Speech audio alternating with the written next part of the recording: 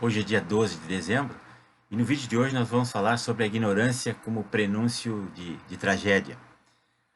O maior exemplo disso é que no passado recente nós elegemos um sindicalista analfabeto, ignorante, um esquerdopata, que até hoje está nos prejudicando aí no governo, para presidir a nação.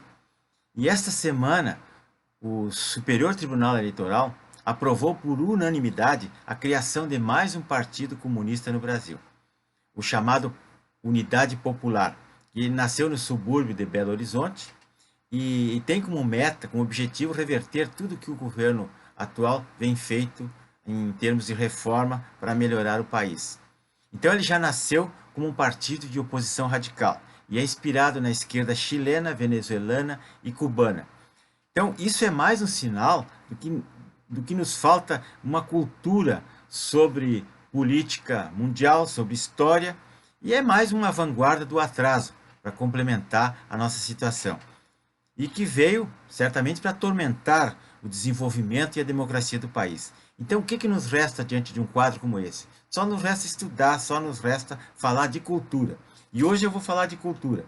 Vou falar sobre esse sujeito aqui chamado Alexandre Solzhenitsyn, que era um escritor russo, romancista e dramaturgo, cujas obras contribuíram para celebrizar a imagem que o mundo tem hoje a respeito dos gulags, que eram o sistema prisional perverso lá os campos de concentração da antiga União Soviética, onde as pessoas eram condenadas a trabalhos forçados após a Revolução de 1917. Então, todo dissidente ou todo preso político ou não ia lá para aqueles campos de concentração.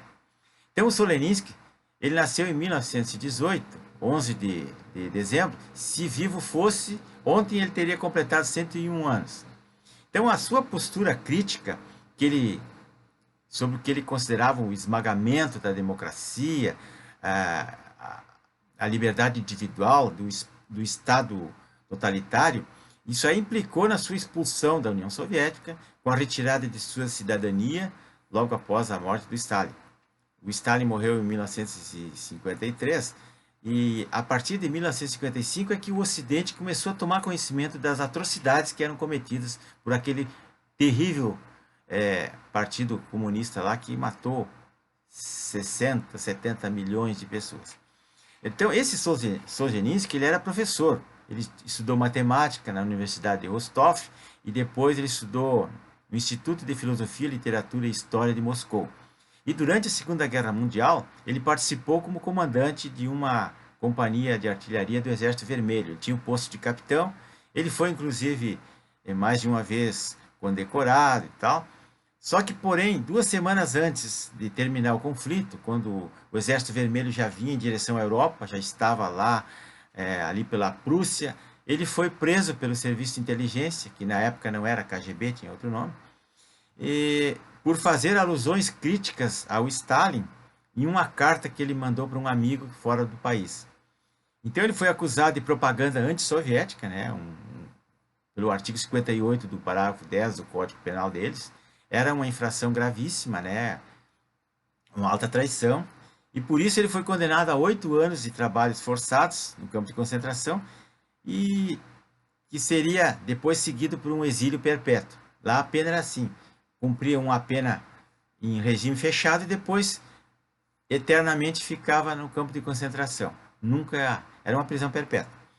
Então, esta era a pena normal para a maioria dos crimes previstos, os dissidentes, trabalhos forçados.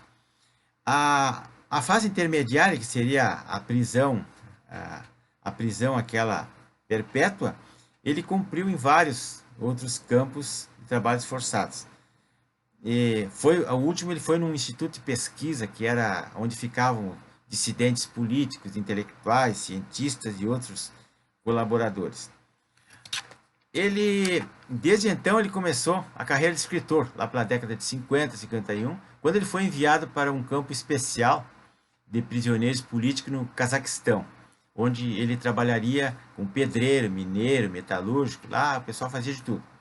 Então, esta época inspirou o livro Um Dia na Vida de Ivan Dazinovich, que virou um filme e que deu a ele o Prêmio Nobel de Literatura, em 1970. Então, nesse campo, ele teve um câncer, foi operado e sobreviveu. Lá estiveram, nesse campo, vários intelectuais, como Dostoiévski e tantos outros escritores, durante esses anos na Sibéria. Então, sobre o comunismo e a morte de 60 milhões de pessoas, ele disse o seguinte, um dia numa entrevista, que os homens se esqueceram de Deus e que por isso tudo teria acontecido. E eu diria mais, não foi só que esqueceram de Deus. O pessoal se esqueceu de estudar a história e aí a vanguarda do atraso tomou conta. A ignorância que nos leva a sofrer todo esse tipo de tragédia. Então, eu não vou resumir o conteúdo do livro, que devido à grande densidade dele, 1000 páginas e mais a riqueza de detalhes e informações que ele contém. Mas, para quem gosta de ler, ele vai ser muito útil. E posso garantir que todo aquele que lê esse livro jamais vai pensar e vai admitir socialismo, comunismo, vai abrir os olhos e vai ter ódio de autoritarismo para o resto de sua vida.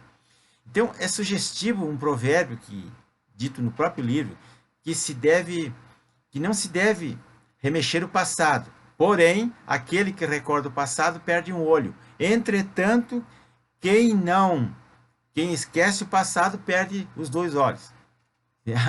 É grave a coisa.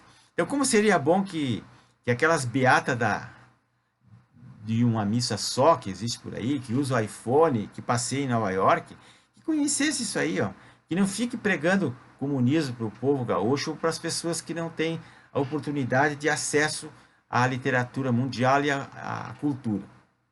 Então, esse livro conta a história dos prisioneiros do Gulag, e eles passavam muita fome, todo mundo sabe, morriam, a metade morria de fome, porque trabalhando e se alimentando só com sopa, o cara morria em seguida.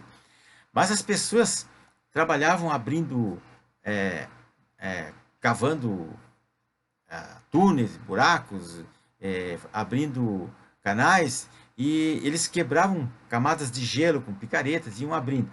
Então eles descobriram, naquelas camadas de gelos, peixes fossilizados, congelados há dezenas de milhares de anos, que estavam ali congelados.